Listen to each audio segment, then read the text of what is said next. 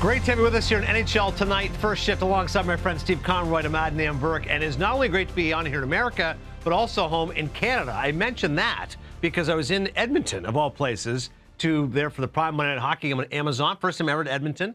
And as a kid growing up in Ontario, Steve, you appreciate, I just knew Edmonton as the city of champions, right? This is where Gretzky and Curry and Messier, they win all their Stanley Cups. And then being there, I got to tell you, 51 degrees in Jersey, 1 degree in Edmonton. Might be the furthest north I've been in a long time. But a hell of a hockey game on Monday. Yeah. Panthers, Oilers, might be a Game of the Year candidate. It was great. I think you're right. I think it was Game of the Year. I just caught the highlights. But what, 13 goals? It was a 7-6 final? Yeah. Unbelievable. I have terrible memories of Edmonton because I played 5 years in Calgary. And, of course, they had a juggernaut of a team just north of us. I think 6 guys are in the Hockey Hall of Fame now from that team. Yeah.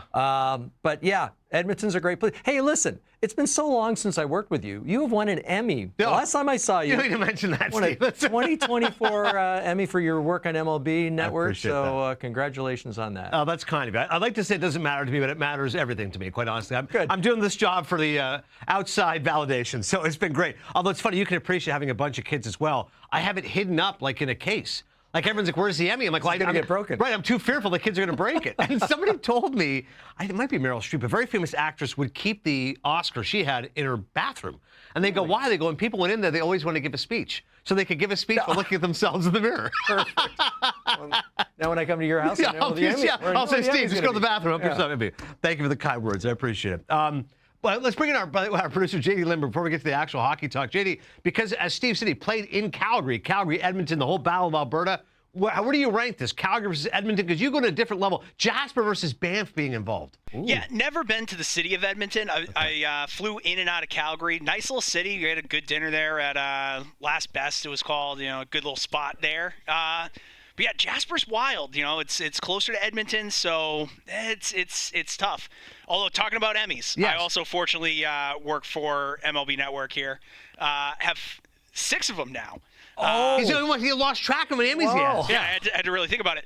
My favorite one, I have 2 at my parents' house. I got one, with me and my wife. But I have one at my buddy's bar, Liam McGuire's in Falmouth. So that's Shout the good out to Falmouth. That's unbelievable. Way to share the wealth. That's so great. People go, give me a shot of Jameson, and can I see that Emmy? It's funny. A beer actually fits pretty well on the wings of the woman holding the atom. Wait, speaking of Emmys, Northern Exposure, very popular show back in the day. Rob Morrow, Janine Turner. The opening featured a moose. You've seen a moose before. Yes, in Jasper, of all places, saw a moose. It was, we were on our way out to Moline Lake, and it just walked up the embankment.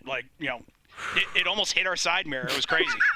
They are enormous animals. Gigantic creature. Yeah. Bigger than the Manitoba moose. It was taller than the car. It had a rack of antlers on it. It had to be 6 feet wide. It was crazy. I was hiking with my wife in Jackson Hole, Wyoming. This is in the summertime. And we saw a moose, and it was down below us, so we stopped and we backed up. Yeah. It came up on the road. It was like 8 feet. I couldn't believe how big it was. It's like an eclipse. Just the entire thing. Absolutely massive. Yeah. Send us your favorite moose stories right now. Tweet us at NHL Network. Let's get into the hockey. First things first right now. As you look what's happening with the Montreal Canadiens and Patrik Laine. He's been out. He comes back. He scored his first game back. Had a nice raucous reception from the crowd there at Bell Center. And now a hat trick. His first for the Montreal Canadiens, a 6-1 win against the Buffalo Sabres. Again, you played for a long time, Steve. I've been fortunate to go to different places. I would argue there's nothing better than winning in Montreal. That crowd, their passion, their knowledge.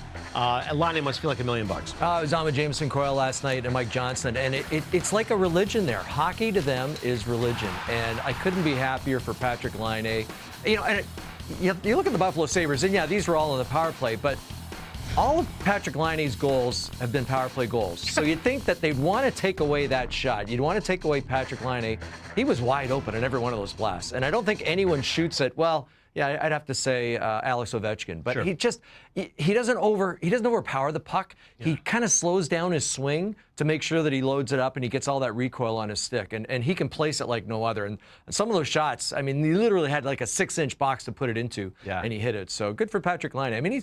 It's been a tough road for him, and people don't realize he had some mental health issues. He was very open and upfront about it. Good for him. And, not a lot of athletes are willing to to make that statement. And I think it's important to get out there and don't be ashamed about it.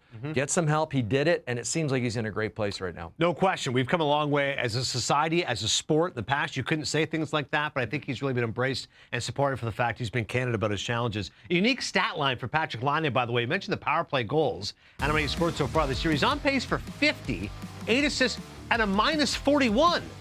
No one has 40 or more goals with a minus 40. The closest would be Joe Sakic, who had 39 and a minus 40 back in 89-90 when he was 20. That must have been the Nordiques. Yeah. Also Peter Bondra as well in that mix as well, I'm sure, with the Capitals. So this is such a crazy thing to look at. The worst rating among players that scored 50, Mike Bullard, back with the Penguins, 83-84. Of course, Hall, that incredible year, scored 54. Rick Martin with the Sabres, Mickey Redmond way back the wings, and Ovechkin, 51 and a minus 35. That's hard to do, Steve.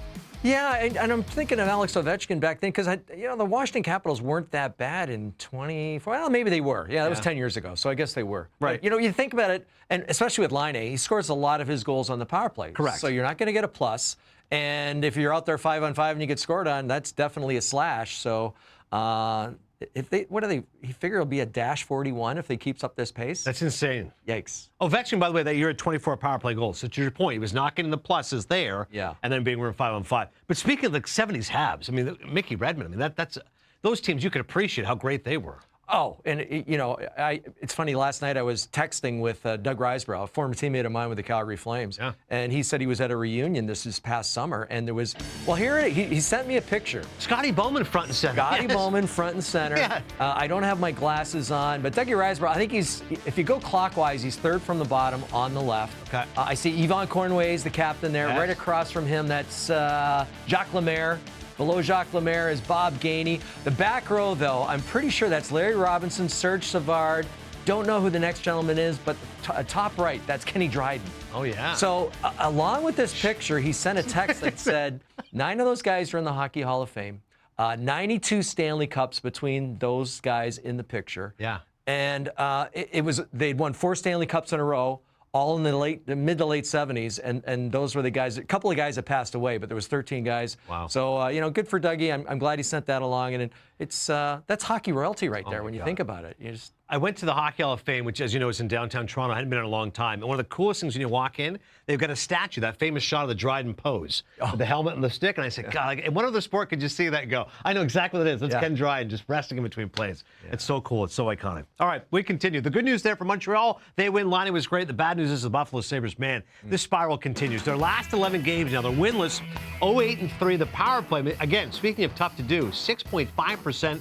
They're 2 for 31 during that span. We get tired of saying it year after year, Steve. Is this the year the Sabres finally break that playoff hex? It's not going to happen right now, and the numbers across the board are ugly. What are you doing? Well, what's amazing about this game, and it was a dud, obviously, against the Montreal Canadiens, Terry Pegula, and it's well documented, Terry Pegula, their owner, flew up there to talk to them. I believe it was on Monday, and they came out, and the first 5 minutes, the shots were 6-0 in favor of the Montreal Canadiens. They were down by 1 or 2 goals. Not the kind of response you want to see, and nothing seems to be working there in Buffalo. And I think part of it's got to be leadership, and it starts at the top. And we're talking about owners and managers and coaches and obviously players too. But they've got to change the culture in that room really quick, because I thought this was the year. You talk about teams making the jump, and I looked to see what Buffalo did last year. And, it wasn't great, but I thought, another year under their belt, these young guys are really going to start to blossom. It just has not happened there. And as you said, especially after meeting with the owner, like sometimes you joke with the kiss of death. The owner says, well, the president's not in charge, or the coach, whatever it is. But in this case, I think Terry's well-meaning, trying to support them. They're not there. You mentioned the fact it comes from leadership, and that's certainly a big part of it. But also, I think when you whiff on some of these decisions and personnel, that becomes a real problem. Like if you can't keep your Jack Eichels going, if you can't keep your Tage Thompson and your horses there, every team has to have a star. They haven't had that guy that they've been able to build around. No, and you look at some of the whiffs on the trades. Whether it was a Jack Eichel, they trade him, he wins the Stanley Cup. Sam Reinhart winning a Stanley Cup with the Florida Panthers last year. Brandon Montour was in that organization. How about Linus Ullmark? Yes. Right now, lighting it up with the Ottawa Senators, former Buffalo Sabre.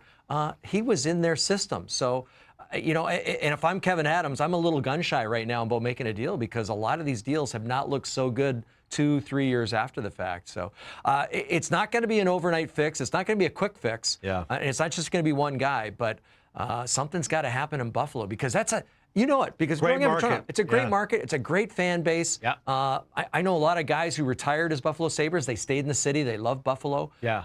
It's got to turn around. And it's, you look at their upcoming schedule. Speaking of Toronto, they got the Leafs on Friday. Then you got the Bruins Saturday, who've been resurgent ever since Joe Sack was the head coach. Maybe you can get the Islanders or the Blackhawks, but it's not going to get any easier. No, it's it's almost like, and we were watching that game last night. I did it with Mike Johnson. They're just waiting for something bad to happen. Yeah. It's like no one's on their toes. Everyone, and then nobody's trusting each other. So everyone's doing everyone else's job. So there's 2 guys on a puck carrier, or there's 3 guys in a corner. That's not winning hockey. No. Then we go from Western New York to staying in New York, going to Manhattan as the Rangers slide continues. This was a team who we've had these rumors about for a while now. Maybe Chris Kreider's in the move. Maybe Zibanejad. And Trouba ends up getting traded, and it has not mattered. Nashville shuts out the Rangers 2-0 as their slump continues. They're now 3-11 in their last 14 games overall. For a team that won the President's Trophy a season ago, many expect them to be among the class of the Eastern Conference. They got an all-world goaltender in Igor Shesterkin. They locked him to a long-term contract just a short time ago, and their last 3 games have been awful. 0-3, 3 goals, 10 goals allowed. What's going on? Well, there's a lot of different things going on. And it's not very often a team that wins the President's Trophy misses the playoffs in the next season. It's been done. And listen, the season's certainly not over for the New York Rangers, but it just seems to kind of coincide with, and this goes way back to Chris Drury floating a couple of names out there that were available for the New York Rangers, whether it was a Chris Kreider or a Jacob Trouba.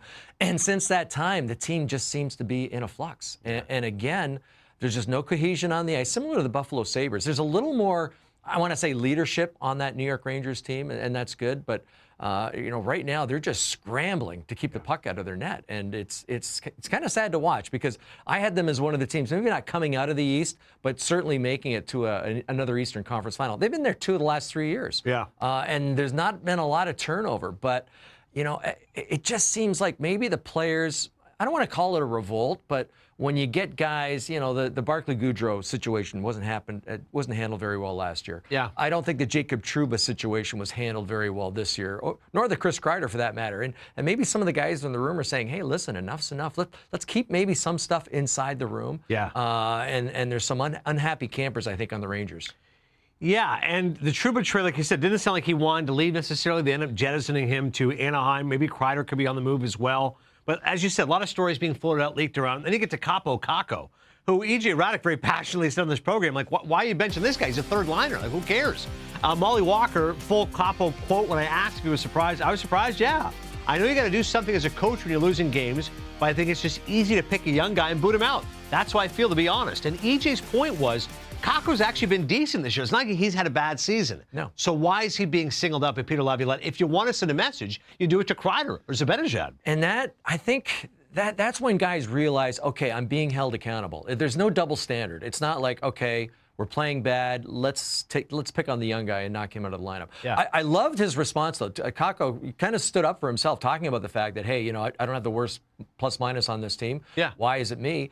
And then it puts him in a situation where he's got to put up or shut up. But unfortunately, last night I think he only had 10.5, not even 10. Yeah, he didn't play much minutes. either. Yeah. So not an opportunity for him to prove what he's worth. But I think that's the biggest thing as a coach is making guys accountable. And it doesn't matter if he's a first-line player or a fourth-line player. You kind of hold the hammer and you can decide a guy's ice time. I'll never forget Joel Quenneville's first year with the Chicago Blackhawks. Patrick Kane and Patrick Sharp both took bad penalties in the first period. He sat them for the rest of the game. Wow. And those were 2 of the better players on the Chicago Blackhawks at the time. But he was sending a message to the team. It doesn't matter who you are. I'm going to sit you. And not only does it send a message to the rest of the team, it sends a message to those 2 guys too. Never again did they take bad penalties for the next couple of months. So that's the importance of a coach. And I feel bad for Peter Laviolette. It's not all on him. There's so many different things happening around that team that he is in absolutely no control of. But to make a kind of a scapegoat of Kakko, probably not fair at this point. Yeah, and I'm with you. Lavi's a good coach, a good man, been around a long time, but I think it could be a little challenging right now as far as his coaching security is concerned, only because what other fixes can you make, right? Maybe just fire the coach, hope for something different. Here's the schedule for the Rangers coming up. At the Stars, who've been great, versus the Hurricanes, who are great. Devils are great. Then you got Lightning, Panthers, defending champions, Bruins, and Capitals. Capitals, the most points in the Eastern Conference. that's a gauntlet right there. That, players will tell you the NHL schedule, it's a meat grinder. It is, and there's some times that are you get easy games or easy nights, but there's not many of them, especially in today's NHL. It is the parity is just there, and that's going to decide. That's literally a 2-week window into their schedule. That's going to decide the rest of the season for them. No, you're right. If 7 and 8 games, if you go 2 and 5 or something, that could be lights out as far as their playoff chances are concerned. All right, we'll see if they can dig out of that slide. In the meantime, a team that has woken up is the Pittsburgh Penguins. A lot of concerns about them after the first month plus of the season, but now they're back. They beat the LA Kings, who've been one of the better teams in the Western Conference. They beat them 3-2 in overtime, and Pittsburgh is now actually back to 500 on the season. Who would have thought this would have happened? Sullivan's job in jeopardy. Maybe Crosby will want out of Pittsburgh. They look old. They look slow. Poor goaltending from Tristan Jarry and Alex Nedeljkovic. And now, Steve, they're back to 500. This has been a really good story to see what they've done. Their numbers, particularly in the last 10 games, 7-2-1. Yeah, they're scoring some goals. Defense has gotten a little better. Yeah, they're giving up 3 goals a game, but that sometimes can be skewed by some blowouts. The power play, obviously, clicking. That's what I look at right there is the penalty kill, 92.3. I mean, the penalty kill has been near perfect. And what that tells me is, that's team defense. That's your goaltending. That's the way you defend. And a lot of teams, I've talked to coaches in the past and said, asked them whether they'd rather have a good penalty kill or a good power play heading into the playoffs. 9 of the 10 coaches would tell you they'd rather have a good penalty kill going into the playoffs. So it's a great indicator of team defense. And right now, Pittsburgh's doing that. They just look faster right now. I remember the first 20 games. They looked old and slow. Yeah, old and slow. And right now, I don't know, they've been injected with, maybe it's confidence, maybe it's the fact they're on a bit of a run right now. Yeah. But they're a quick team. And the thought specifically on Matt Grzelcyk finding his footing. Yeah, I mean, here's a guy who spent his entire career with the Boston Bruins. He's a Boston kid. His dad was a long time, I think he joined the Zamboni at one point for the Boston Bruins. And you see what he's done the last 8 games. Keep in mind, too, is that Marcus Pettersson out with an injury with the Pittsburgh Penguins. So he's probably relied on just maybe a little bit more, but he gets that top pairing with Carlson. Letang playing a lot better right now. Shea and Graves are your 5 and 6 defensemen. So, yeah, Grzelcyk, it's a good story. And here's another guy. We did the game last night, just in and out of it, and I noticed 24 out there. He's showing some speed, and he's got speed. He's not an overly... He's a tough kid, but he's not overly big defenseman. But he can kill you with his feet, and that's exactly what he did in that game. He's jumping up, becoming that fourth forward, and that's very effective for Pittsburgh's offense. Yeah, no Bruin defenseman right now is more than 13 points. He's got 16 right now, on pace for 40. Good story there for Pittsburgh. Let's take a look at the schedule coming up here on Wednesday. Traditionally not a busy night in the National Hockey League, but definitely some games of interest, including the Flyers and the Red Wings, 7 o'clock Eastern. That game will be on TNT. The Leafs and the Stars is coming up tonight. Panthers and Wild, that's also TNT game. Those are 2 of the best teams in hockey, quite frankly. The Canucks against Utah out west. And we've also got the Jets and the Ducks. The Jets are the most points in all of hockey right now. Leafs and Stars, we're going to look at specifically the numbers overall, as the Stars have scored more goals. They've allowed fewer goals. Power plays are quite similar, as are their penalty kill. The Leafs have raced a 2-0 deficit on Sunday. They rallied for a 5-3 win over the Sabres, a 3rd win in the last 4 games. John Tavares had a natural hat trick. The 34-year-old has 15 goals in 30 games this season. But I want to focus specifically on Jason Robertson versus Nick Robertson, Steve.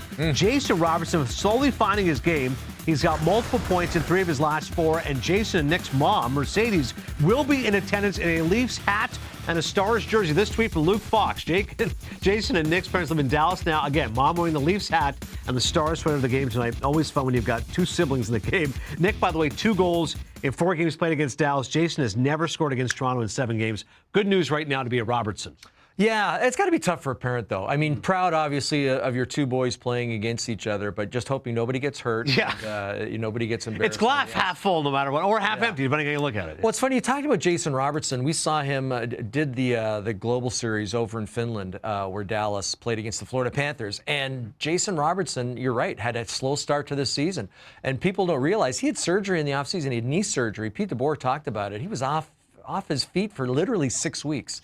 So when you do that, it affects your training camp because you can't train properly. And then training camp, you're trying to get up to speed. I think finally he is getting up to speed because here's a guy The last year he had over 100 points, so he's more than a point per game guy. Not this year yet, but I think that is trending in the right direction for him. Yeah, he's hopefully being one of the elite players for this team right now. Again, they're 19-11, 38 points, third right now in the Central. For the Leafs, their goaltending has actually been excellent this season. As of a couple weeks ago, they had two of the top 5 players in terms of save percentage, but now Anthony Stolarz was listed as day-to-day MRI revealed a loose body in his knee, a procedure to remove that. He's going to miss the next 4 to 6 weeks. So, with Stolarz out, that man, Joseph Woll's workload is going to go up. He has a .918 save percentage in 12 games, but he's never played more than 25 games in an NHL season before. Matt Murray's an option. Dennis Hildeby as well. Audra obviously has been a rock for the Stars. What do you make of the Leafs goaltending moving forward? I think they're going to be okay. I like Joseph Woll. What I really like about the Toronto Maple Leafs this year is their defense. And, they added a couple of guys in Tanev and Oliver Ekman-Larsson, and they have totally changed the back end of the Toronto Maple Leafs. And you don't have to rely on the goaltender as much. Not taking anything away from Stolarz. He's been fantastic. But Woll's going to be fine. I looked at their schedule quickly over the next 4 or 5 weeks. They've only got 3 back-to-backs. So, some games that you might see Hildeby. I think they call him Hildebeest, right? Yeah, Hildebeest. Great name. He's 6'7", so he fits the moniker. Yeah. But I think they'll be okay. They should be able to ride this out. Listen, they were without Austin Matthews for what, 6-7 games?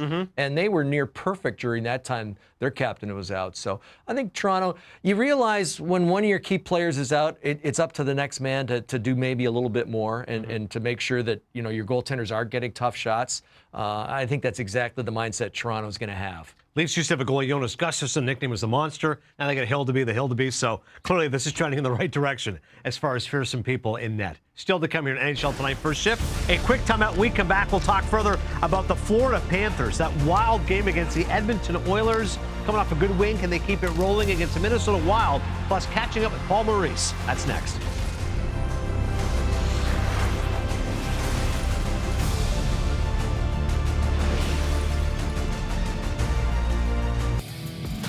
Game of the night, Panthers taking on the Wild. The defending champions coming off an exhilarating victory. Wild back and forth affair against Edmonton. A 6-5 decision. They were down 4-3 in the third. They scored twice in a 30-second span. And now they will face the Minnesota Wild. The Wild are 8-1-1 after any type of loss this season, which includes a 6-0 mark after regulation losses. I mentioned this because they lost to Vegas 3-2 on Sunday. They're third in the past 5 games. It should be a ton of fun considering, honestly, Steve, the firepower at work with both these teams. If I just say to you, Sam Reinhart, Kirill Kaprizov, for a hockey fan, it's going to be a catnip. Yeah, well, exactly. And who would have thought with, Sam Reinhart, he's actually been doing it the last couple of years. You look at last year, 50 whatever it was goals, and he's continued it this year. Just a cerebral player. I remember talked earlier about being over in Finland talking to Paul Maurice, and he said he could see Sam Reinhart being a general manager, possibly a coach. He said he sees stuff on the ice that he doesn't see. And he said he'll just listen to the comments on the ice. I had an opportunity to play with his dad, Paul Reinhart, who could have been in the Hockey Hall of Fame. Unfortunately, his career was cut short by a back injury, but he was a defenseman. Yeah. Paul was a defenseman. Sam's a forward.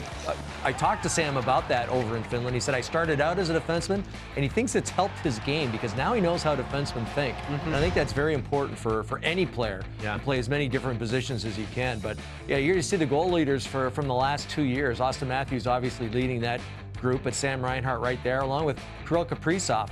But Reinhart, just love the way he thinks the game. Love his compete level. You got to see him live in Edmonton. What did you see on the ice? Well, it's amazing because he's just, that entire team, you would have thought, Steve, without Barkov, offensively they've been challenged. They came into that game, they hadn't scored in over 140 minutes. Back-to-back shutouts, only been shut out once over 3-game stretch ever in their franchise history. So they need to score some goals. And they were able to create offense, that quick strike ability, and Reinhardt's creativity on that goal to be able to kind of veer around and just see this much daylight banking off of Skinner in. That's the stuff that those goal scorers sniff out. Yeah. And Florida Panthers have a number of those guys. Obviously, Barkov. They got shut out twice in a row. They got shut out, I think, in Vancouver and Calgary. Right. So they were ready to go, and they certainly played well in Edmonton. That was a fun game. Yeah, and I had a lot of fun catching up with Paul Maurice, who is as entertaining a quote as you'll get. And we were reflecting just on the year and winning the Stanley Cup. And I said, what was that moment like? And he said, honestly, just look around and see all the love in that room, all the people that have cared for you finally get to this moment. But I said, I want to know this: you were up 3-0. And you gave up a 3-game lead. Like, what? As a coach, I'm sure there's some negativity, of course, seeping into that room. how did you keep it out? And he said, honestly, I had to draw on some positives. For example, Game 5 may have been the best game that we played, even though we lost it. So I kept saying, look at Game 5. Here's all the positives that we did. Rather than saying, oh, my God, we could be the first team ever to choke. And rather than empty platitudes, don't worry, guys, we got this. Look, here's the positive. We are playing well. This is the situation. And he goes, and I tried to, and he goes, I don't know if fun is the right word, but I tried to liberate them as much as possible. Like, rather than say, oh, my God, we could be the first team ever to blow a 3-0 lead, think, hey, one game we win a Stanley Cup. Wouldn't every kid dream of that? And he goes, we tried to play as loose as possible in a 2-1 game with 19 icings in the third period. But that was what you try to impart as a coach. Yeah. And it was a heck of an experience to be in. Oh, I bet. And I believe Sam Reinhart scored the game-winning goal in that Game 7. So I felt for that team because I thought, boy, if it goes the other way, how do they ever recover from that? Right. And then the flip side, you look at the Edmonton Oilers. And but that was the exact same situation Florida was in the year before, right? They lost in the final. To the Vegas Golden Knights, I believe. Yeah, I think it was Vegas. And, you know, I thought it would be tough for them to get back to the Stanley Cup final, especially after losing in a final. Yeah. But they did. They won it. And they're the odds-on favorite right now, I think, to win possibly back-to-back Stanley Cups. He also told me a great story about his playing career, which is that in 1985, long before the term was coined, Mr. Irrelevant, the last pick in a draft, of course, it's in the NFL, he was that guy. He said, yeah, Wendell Clark was the first pick, and he goes, I had no idea if I was going to be a good hockey player. I was a good house league player in the Sioux, that's how it was. And he said, my mom was listening to the radio for updates every half an hour, and she called me at 11:15. I was at the bar. Hey, you got drafted. He goes, I quickly did the math. Go, what time is it? I go, who did I get drafted by? She goes, Philly. I knew Philly's a pretty good team, and I go, oh, my God, I hope I wasn't the last guy picked. And he said, but that night, everything I did last. I was the last guy to get a beer. I was the last guy to get in the cab. So I was Mr. Last. And I said, but it probably helped your career. You were the last guy rather than the second last guy. He's like, oh, sure. He goes, but honestly, I'm sure some people got fired with the Flyers scouting department for drafting me, but it was just cool to be in that draft. And again, it was something that he goes, you can't understand in today's world with the phones and social media. He goes, back then, if you got drafted, you didn't even know what that meant. Well, it's funny because he played most of his junior career with the Windsor Spitfires. Right. And he played with Pete DeBoer. Yes, on close that friends. Windsor Spitfire team. Close friends. I believe he had an eye injury. Did Paul Maurice not have an eye injury? Exactly, eye injury, and that ended up derailing him. And that's part of the reason he got into coaching. So he turned a bad situation into a great situation, and kind of like his speech to his team before, it's like you look at the positives, you know? Yeah. The world gives you lemons, you make lemonade. Without question. 252nd overall he was drafted. Wow. Now, and by the way, next year, if he keeps going, no signs of slowing down. He was the youngest coach ever to 1,000 games at 43. He's going to get to 2,000 games. Only Scotty Bowman is in that rarefied era. And he goes, wow. That doesn't feel right. He's got 9 Stanley Cups. That shouldn't be allowed. But Paul Maurice will get it going soon. All right, check out this tweet right now here on X. Barkov, game time decision to play tonight. Bennett is out. Maurice said Bennett wasn't feeling great in Edmonton, but got through the game. This is not from Jameson Coyle, from Jameson Olive, who is Jameson's burner account there. So I'm going to look forward to there. But again, Barkov can be a difference maker for this team. There's no question about it. Yeah, you know, you talk about winning cultures, and even though Barkov had never won a Stanley Cup before, he brings the culture to that team. He is the heartbeat of that team. The more you talk to Paul Maurice, the more you realize that. I think his dad was a coach, so he knows exactly what coaching is all about. He's important to have in their dressing room. He's the hardest guy working in practice. He's the first guy at the rink, last guy off the ice. All the things you want to see out of leaders, and that's how you groom the younger players, you know, coming up. And that's exactly what Barkov means to that team. And that's what Mo said. He goes, listen, I've coached in Winnipeg, Toronto, Hartford, Carolina, you name it. He goes, this guy is the most unselfish superstar I've ever been around. He was unbelievable in terms of work ethic and what he means to that team. So we'll see if Barkov plays tonight. Good game to look forward to with the Wild and the Panthers. Still to come here on NHL Tonight, first shift. Our main man, Stevie K. Steve Kouleas will join the show, talk about why Edmonton needs an upgrade in goal and why John Tavares is some of them playing the best hockey of his career. That's coming up next.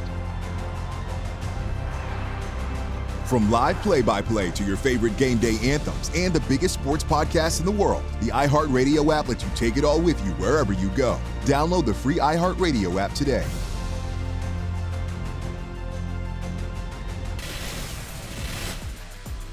Here's how it looks right now in the Eastern Conference playoff picture. The Devils and the Capitals, 1-2 right now overall in points. And you get the Hurricanes as well. Third, the Leafs, Panthers, and Bruins are the top teams in the Atlantic. And as far as the wild card is concerned, you get the Lightning and Sens, Flyers on the outside looking in. In the Western Conference, the playoff picture, the Jets are still the top team overall by point total at 47. The Wild and Stars, and as far as the Pacific is concerned, Golden Knights head of the class, followed by the Kings and the Oilers, followed by the Canucks and the Flames, as the Avalanche right now tied with Calgary trying to get in that mix as well. One more game in hand there for Calgary. And with that, we bring in our buddy, the great Steve Kouleas. Steve, listen, it's so funny. When we worked together years ago, your show was called Score Now with Stevie K. I got another Stevie K now, right. Steve Conrad. So Stevie K's joining together.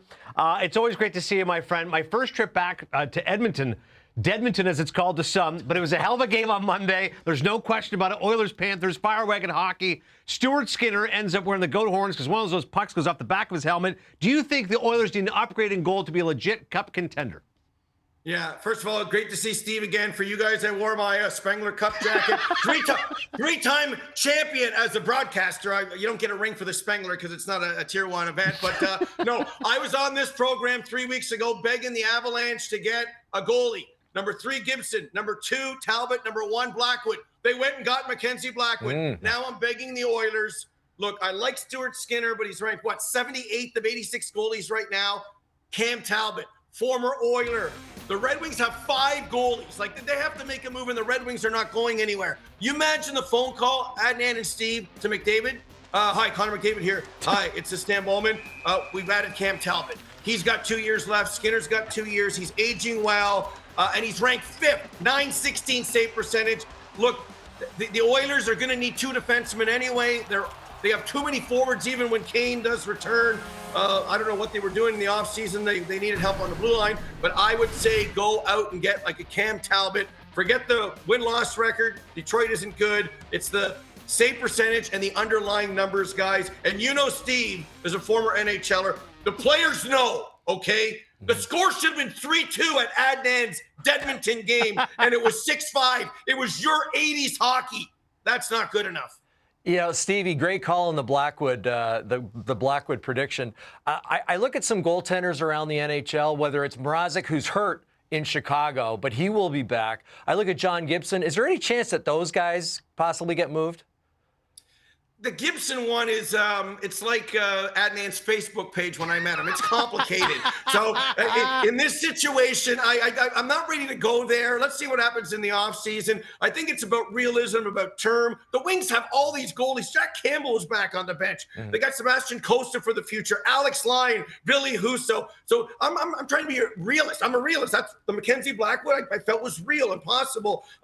Gibson would probably be better. I don't see him leaving. The Mrazek is a realism option. And don't forget, Carolina might need a goalie too if Freddie doesn't return. Yeah. You better win the race before March 7th. That's my advice to these GMs. 17 years of marriage. My relationship status on Facebook still says it's complicated. Cooley knows. I want to talk to you also about Paul Coffey. Cool. I got to catch up with him in Edmonton, and you know hockey and appreciate history more than anybody. The stories I got from Coffey were so great, Cool. The fact that, one of the great skaters ever. And I said, what did you do? How did you become this great skater? It was nothing. It was just God-given talent, the way I could do it. He wore skates, apparently, that were 2 sizes too small because he felt that was helpful as far as keeping his feet nice and tight. But he said the year he scored 48 goals, record for a defenseman. He had 9 at Christmas break. And he said, honestly, we just picked things up a little bit. The great talent around them, Gretzky, et cetera, and Messi and all the rest of it. But just a thought or two on Koff, obviously a Hall of Famer, the most goals scored ever between the regular season and the playoffs combined. Yeah, I mean, and he's so humble, obviously from the area, so I get to talk to him when he was coaching at the rink. And when I was part of the 06 Oiler run, remember, they lost that Game 7 as well. We were at a bar in Edmonton.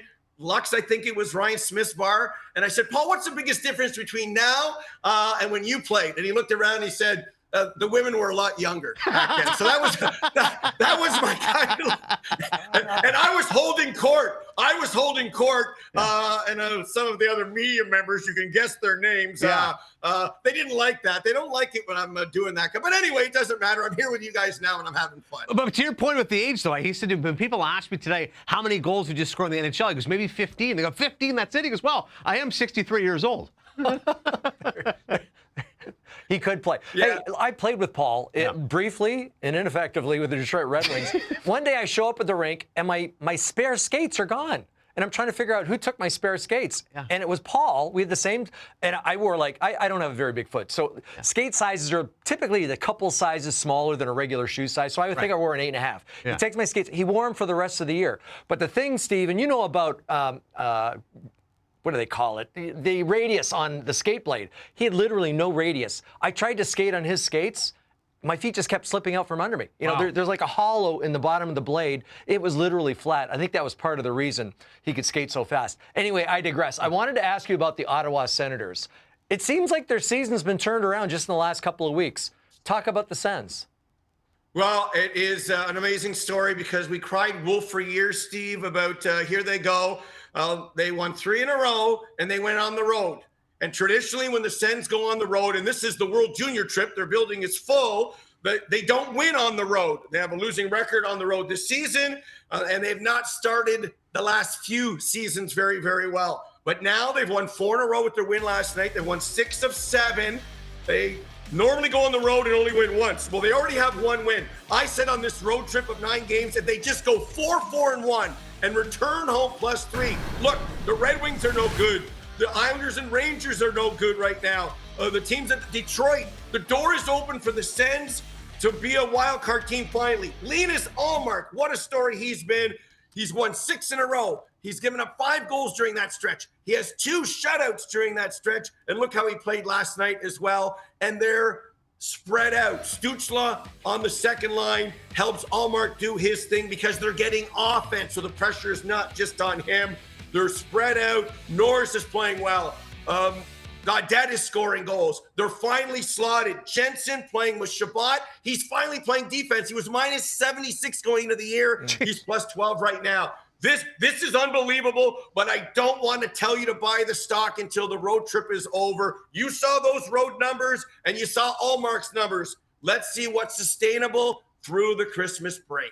Good news for Travis Green's team right now. And last one for Coley, the Toronto Maple Leafs. I talked to Brad Treliving a couple weeks ago, and I said, you know, all this clamoring around the Leafs to make some moves after the playoff disappointments. And he said the hardest thing to get in this game is talent, is top-tier talent.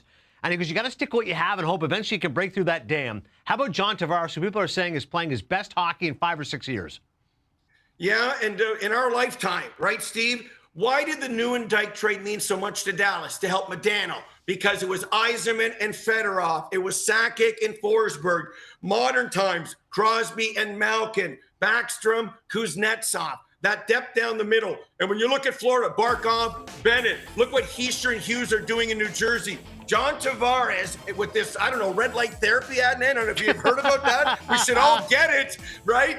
You need the 1-2 punch. He's on pace for 40 goals, 80. It's not just the points. He's not doing it on the power play. He's doing it at even strength. And what was the stat that your buddy Mike Kelly, stats guy, had on your program? Puck battles won. That's about winning in the playoffs. The game's played 3 feet near the boards. John's not the best in open ice. I mean, he's been a winner at the World Juniors, the World Cup, and the Olympics. He's not going to beat McDavid in a foot race, but he can still pass, and like you just showed us there, he can still shoot. He's got the hands, and one-on-one, he can still beat defensemen, and he can still beat goalies. So when you look at all the numbers as it relates to going back to what you're showing us here in terms of age, he's aging well. Can we say the same thing about the Rangers' first and second line centers in terms of age right now? And look around the league. And Tavares is going to get a 3-year extension, 5.5, or $6 million. More money for the Leafs to play with in the future. And it took Yzerman 13 years and Ovi 14 or vice versa. So the Leafs are trying. They've improved. They've realized what they need to do. Defense, goaltending. And they still have the veterans who can. He's 1 goal in 20 years for the Leafs that's mattered. Who scored the goal, kids? Oh, it was John Tavares. Steve, you touched a lot of bases. I want to touch one more. We don't have a ton of time. Buffalo Sabres. Oh. What's going on with the Buffalo Sabres? Well, that's why the Ottawa thing's so good. I've been calling those 3 teams the 3 Stooges. Looks like, Ottawa's left the pack, leaving Detroit and Buffalo behind. This is a disgrace. This is terrible.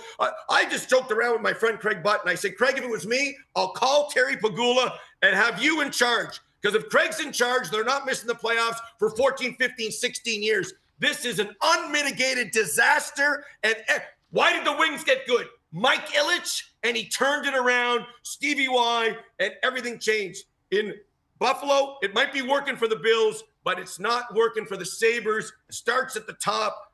That's where changes need to be made. President on down, or they're not going to win, and the drought will not end. Josh Allen on the way to the MVP. As you said, that's good news there for the Buffalo Bills. And last thing, why Steve Coolidge is always a must listen on the radio. I don't believe in texting and driving. I had to pull over and text Cooley. Cole, tell the story as you put the Santa hat on. Dennis Bernstein, as you're saying goodbye, is describing going to a costume party. And you're like, where are you going? He goes, oh, there's some magicians there, and you got to like dress up a certain way. And you're the best one. I'm thinking the exact same thing of Eyes Wide Shut. You said, say hi to Tom Cruise for me. I learned from Michael Landsberg's, the Don Cherry's, quick-witted Mark Hebschers of the world. Yeah. You got to be on. And God gave us 2 ears and 1 mouth. Although I don't use it like that proportionately. When you listen, it can work out well. So, but listen, to Adnan, my kids love you. You've done so much for me. Appreciate it. Steve, I feel brother from another mother. 2 Stevie K's. Yeah. And listen, Merry Christmas, Happy Holidays, Happy Hanukkah season's greetings. So I'm going to go out on Saturday. So let's just, ready? Yeah. Silent night, holy, jingle bells, jingle all the way. Good King Wenceslas looked out on the feast of Stephen. See you, everybody.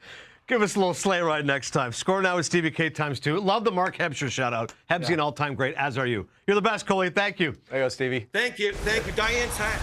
Yeah, thanks to Diane and the girls. Diane Coolers, what a queen she is. Still to come here on NHL Tonight First Shift. That's right, the Wednesday night parlay bet. We're coming in hot right after this.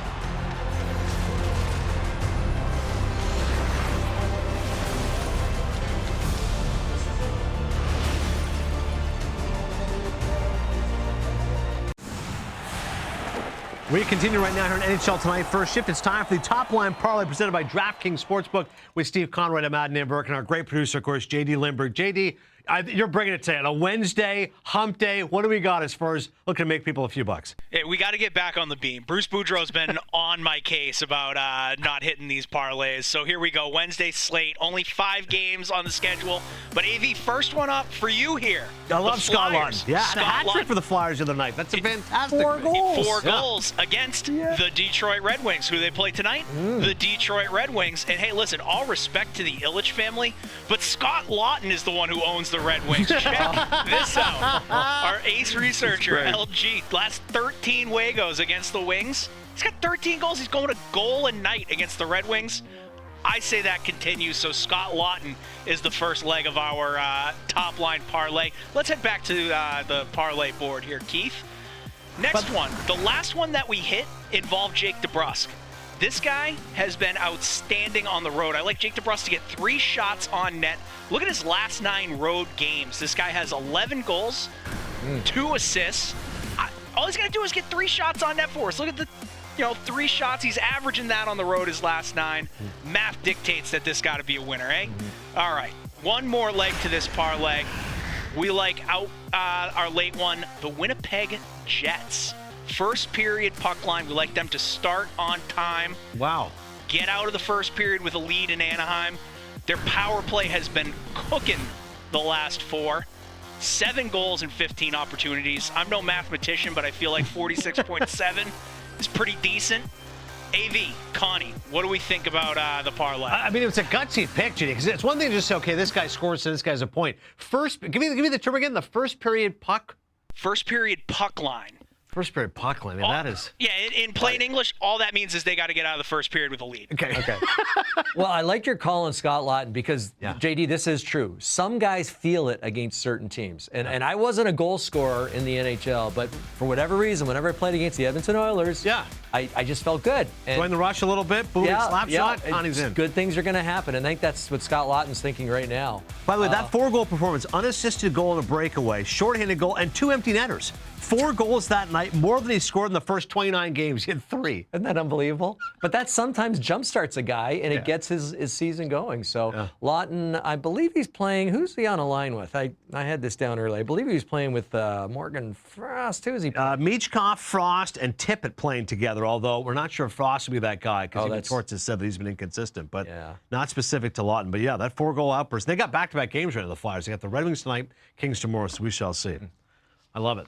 Good stuff there. Top line parlay. What were the odds for that? 12.75. That's pretty good. Yeah, give us the one more time. A little more than that. Don't short. Oh my God, 28.72. Wow. Get on it. Yeah, Bruce we're going Boucher's big gonna game love this. hunting. Yeah, I love it. By the Well way, done, JD. Well done. Paling and Hathaway, by the way, are the guys playing with Scott Lodge. So Okay. we'll see if they can help him out tonight. 28-72. Bring it home to Papa. Still to come here on NHL Tonight. First shift, of course, we're on also in Canada. An absolute veteran when it comes to Canadian royalty and broadcasting. The great Scott Oake is being honored in a very special way. We'll discuss it when we come back. DraftKings Sportsbook is an official sports betting partner of the NHL. And this week, new customers can bet $5 and pocket $150 in bonus bets if your bet wins. Download the app and use promo code FLY when you sign up. DraftKings Sportsbook. The crown is yours.